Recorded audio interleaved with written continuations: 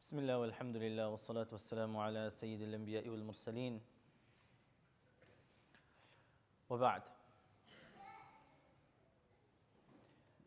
Yesterday we touched briefly on the precautions that we should take when we share information with one another. If I have something good that happens in my life, it's perfectly fine to share that information, but I should be very cautious to share that information with well-wishers, people who want good in my life. Because if I tell the wrong person, either they will be heartbroken or perhaps they may even be jealous and it can have a negative impact on me. What I want to talk about today is, what do you do when you hear news about someone else? Or if somebody comes to you with news that is very good.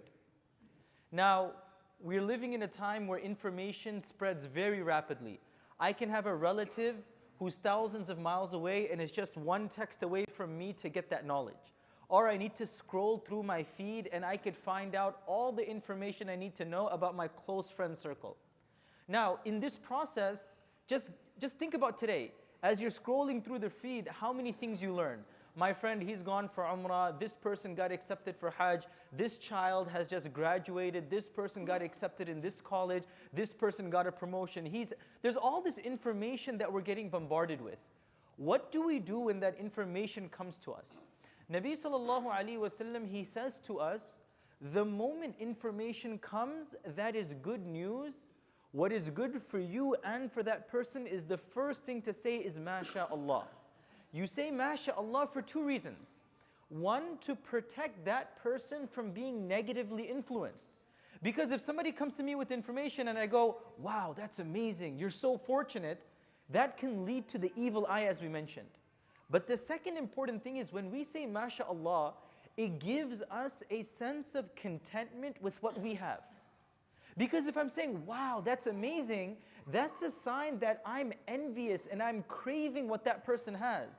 But if somebody comes to me and says, you know, I just got a new home, I just got a new car, my child just graduated, I got a new job.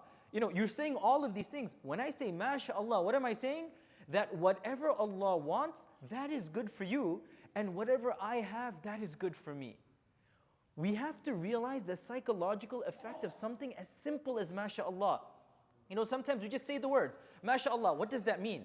In Arabic, MashaAllah literally means whatever Allah wills.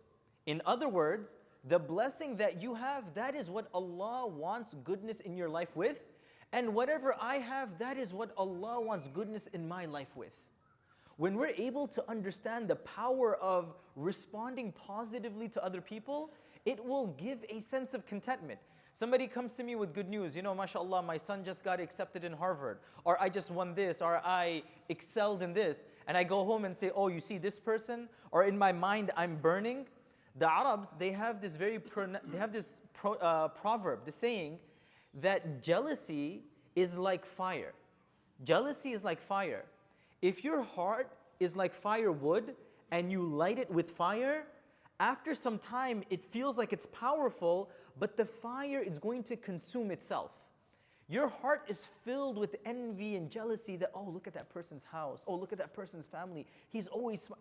If you're not going to say MashaAllah, that envy and greed will tear you from the inside.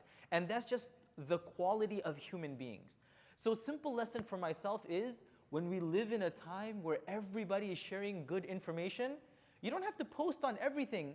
But if he's a close friend, instead of saying, wow, that's amazing, just say, MashaAllah, may Allah bless you and may Allah protect you from jealousy. That's the only thing we should do, and that will be beneficial for one and all. May Allah subhanahu wa ta'ala allow us to be happy for one another. May Allah subhanahu wa ta'ala protect us from the evil eye and jealousy, and may He allow us to see the blessings in our lives and not be envious of the blessings in the lives of others. Ameen ya Rabbil Alameen. Inshallah, after the remaining sunan, we'll have our weekly hadith session. Everyone is requested to participate.